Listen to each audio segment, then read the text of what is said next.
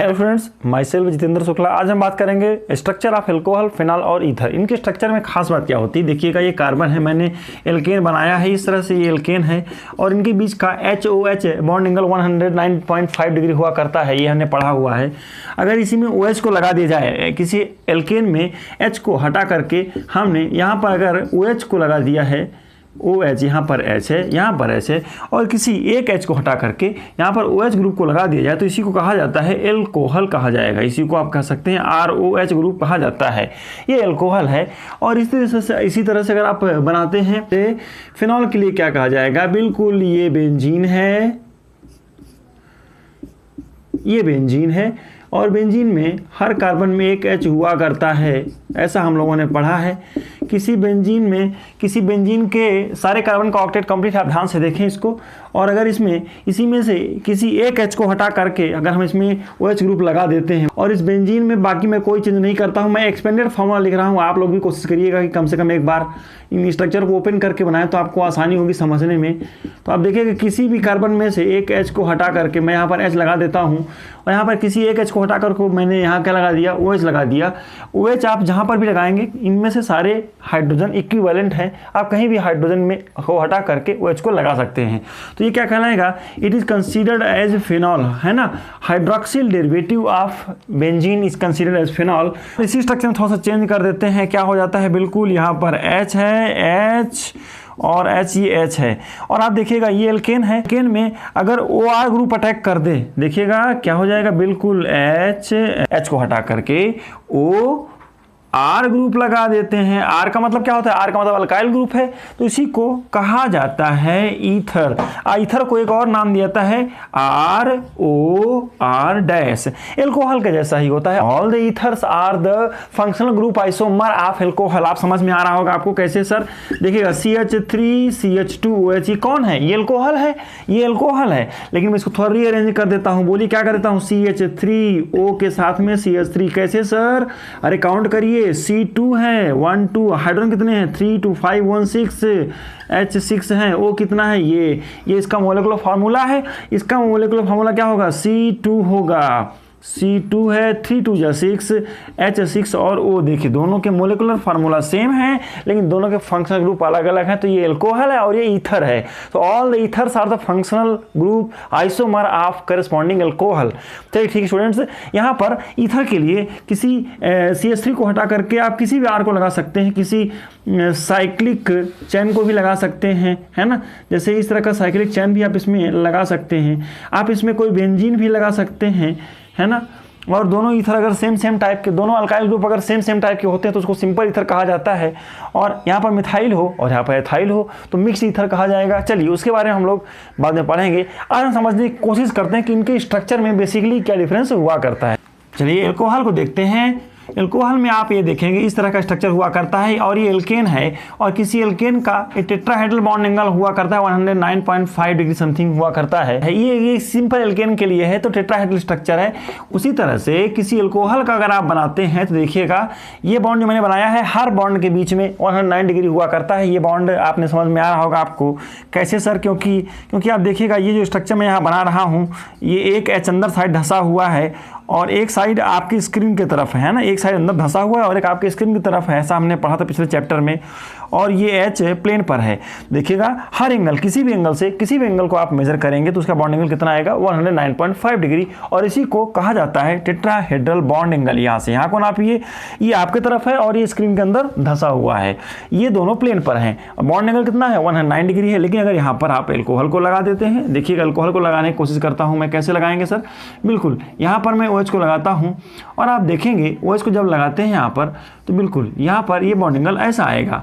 हो क्या रहा है सर, ये झुक क्यों जा रहा है, तो आप देखिए यहाँ पर ऑक्सीजन का हाइब्रिडाइजेशन क्या होगा, बिल्कुल यहाँ पर ऑक्सीजन का हाइब्रिडाइजेशन क्या होगा, अरे हाइब्रिडाइजेशन का फार्मूला होता है number of loan pair plus bond pair. बोलो ऑक्सीजन में कितने लोन पेयर हैं, 2 लोन पेयर हैं, बॉन्ड पेयर कितने हैं 1 2, तो क्या हो जाएगा 4। इसका मतलब हाइब्रिडेशन क्या होगा, sp3। और sp3 हाइब्रिडाइज ये भी है। देखिएगा ये हाइब्रिडेशन का फार्मूला है, ऐसा हम लोगों ने पढ़ा था। हाइब्रिडाइजेशन कहता है कि lone pair plus bond pair is equal to this hybridisation. तो 4 बॉन्ड है मतलब sp3, s का 1 और p के 3 मिल करके क्या बनेंगे sp3 hybridisation. Okay, sp3 hybridise carbon है तो इसका बॉन्ड एंगल कितना होना चाहिए, इसका बॉन्ड एंगल होना चाहिए 109.5 डिग्री, लेकिन ये गलत है, इसका बॉन्ड एंगल इतना नहीं होता है, इसका बॉन्ड एंगल थोड़ा सा कम होता है। क्यों भाई, जल्दी सोचो फटाफट। यस, इसका बॉन्ड एंगल 108 डिग्री हुआ, 108.9 डिग्री हुआ करता है। क्यों सर, टेट्राहेड्रल एंगल से ये एंगल कम होता है। तो क्यों कम होता है, तो एक लाइन का इसका आंसर लिखेंगे, due to bond pair lone pair repulsion the bond angle in the alcohol COH angle in alcohol is less than tetrahedral bond angle. अच्छा, एक मजे की बात देखते हैं, यहीं पर हम देखते हैं, ये मैंने एल्कोहल के लिए आपसे कहा है और यहीं पर ईथर के बारे में देख लेते हैं। तो देखिएगा, ईथर को मैं यहाँ पर बनाता हूँ, ये ईथर का स्ट्रक्चर है और यहाँ पर लोन पेयर है और यहाँ पर इस तरह का स्ट्रक्चर है। सर ये आप ध्यान से देखिएगा, ऑक्सीजन के केस में क्या हो जाएगा, लोन पेयर यहाँ पर रहेगा। चलिए, ये ईथर है, ईथर में आप देखेंगे इस ऑक्सीजन का हाइब्रिडेशन क्या है, तो इस ऑक्सीजन का हाइब्रिडेशन क्या होगा, सिग्मा बॉन्ड 2 है, तो बॉन्ड पेयर मतलब सिग्मा बॉन्ड, बॉन्ड पेयर मतलब क्या गिनना है आपको, सिग्मा बॉन्ड को गिनना है। तो सिग्मा बॉन्ड को गिनना है, sigma bond plus lone pair. Sigma bond कितने बन रहे हैं, 2 बन रहे हैं, 2 लोन पेयर है, इसका मतलब हाइब्रिडेशन क्या होगा, sp3 होगा बिल्कुल। और sp3 है तो इसका बॉन्ड एंगल कितना होना चाहिए, बॉन्ड एंगल 109.5 डिग्री के आसपास होना चाहिए था, लेकिन ये इसका गलत है, इसका बॉन्ड एंगल 111.7 डिग्री हुआ करता है। तो बॉन्ड एंगल थोड़ा ज़्यादा क्यों है, यहाँ तो कम हो रहा है और यहाँ ज़्यादा हो जा रहा है, क्यों। तो वन आंसर क्या लिखेंगे कि इन ईथर COC या ROR कोई फंक्शनल ग्रुप हो सकता है, यहाँ पर ROR ये बेंट स्ट्रक्चर हुआ करता है, H2O के जैसा स्ट्रक्चर हुआ करता है, इसका H2O के जैसा स्ट्रक्चर हुआ करता है, आप समझ लें इसको। तो यहाँ पर बॉन्ड एंगल इसका 111.7 डिग्री हुआ करता है। सर क्यों होता है, इसका एंगल थोड़ा ज़्यादा क्यों होता है, इसका बॉन्ड एंगल 109.5 डिग्री होना चाहिए टेट्राहेड्रल, लेकिन यहाँ पर इसका एंगल थोड़ा ज़्यादा क्यों होता है, तो due to bulkier group present, इतने बड़े बड़े दोनों ग्रुप प्रेजेंट होते हैं, जब अल्काइल ग्रुप प्रेजेंट हैं तो इनमें आपस में रिपल्सन होगा और इनका बॉन्ड एंगल थोड़ा ज़्यादा हो जाता है। आप देखिएगा पानी के केस में कितना होता है, 104.5 डिग्री समथिंग हुआ करता था, यहाँ पर बॉन्ड एंगल कम होता है। क्यों सर, लोन पेयर बॉन्ड पे रिपल्सन होगा तो पानी के हाइड्रोजन के मॉलिक्यूल पास पास में आ जाते हैं। लोन पेयर जब रिपेल करता है तो एक्सटेंट ऑफ रिपल्सन हमने पढ़ा था, lone pair repulsion is higher than lone pair bond pair और lone pair bond pair is higher than bond pair. तो यहाँ पर lone pair bond pair repulsion का एक्सटेंट बहुत ज़्यादा है और बॉन्ड एंगल को कम कर देता है। लेकिन यहाँ पर क्या है, ईथर में क्या हो रहा है, इस केस में यहाँ पर अगर अल्काइल ग्रुप को आप बड़ा करेंगे तो ये बॉन्ड एंगल और थोड़ा ज़्यादा हो सकता है। अगर इथाइल ग्रुप ले लेंगे, कोई साइक्लिक ग्रुप ले लेंगे तो ये बॉन्ड एंगल और ज़्यादा हो जाएगा। चलिए ठीक है स्टूडेंट्स, दोनों साइड अगर अल्काइल ग्रुप ले लिए, दोनों साइड बेंजीन ले लिए, अगर बड़ा ग्रुप लगाएंगे तो बॉन्ड एंगल ज़्यादा हो जाएगा। एक लाइन में आंसर आप लिखेंगे अल्कोहल के लिए कि COH bond angle in alcohol is slightly less than tetrahedral bond angle due to lone pair bond pair repulsion. And while ether के लिए लिखेंगे कि COC या COC bond angle in ether is slightly greater than tetrahedral bond angle due to presence of bulkier group around the oxygen. बात हो गई कि bond angle के हिसाब से किस तरह से अल्कोहल और ईथर थोड़ा सा टेट्राहेड्रल से अलग बिहेव करते हैं। आइए देखते हैं फिनॉल और एल्कोहल के बारे में। अभी हमने देखा बॉन्ड लेंथ को, आगे देखते हैं कि एल्कोहल के केस में ऐसा हम लोगों ने पढ़ा था कि ये एल्कोहल है और यहाँ पर COH है, इसका loan pair bond pair repulsion है तो ये बॉन्ड एंगल कम हो जाएगा। और एक बात देखिएगा, यहाँ पर CO bond length CO single bond है, sp3 हाइब्रिडाइजेशन सिंगल बॉन्ड है और इसका बॉन्ड लेंथ लगभग 142 पिकोमीटर हुआ करता है। किसकी मैं बात कर रहा हूँ स्टूडेंट्स, मैं यहाँ की बात कर रहा हूँ। CO bond length in alcohol is 142। लेकिन यही चीज़ अगर फिनॉल के बारे में बात करते हैं तो देखिएगा यहाँ पर ये कार्बन कैसा है, मैं यहाँ पर structural formula bond length formula बना रहा हूँ फिनॉल का।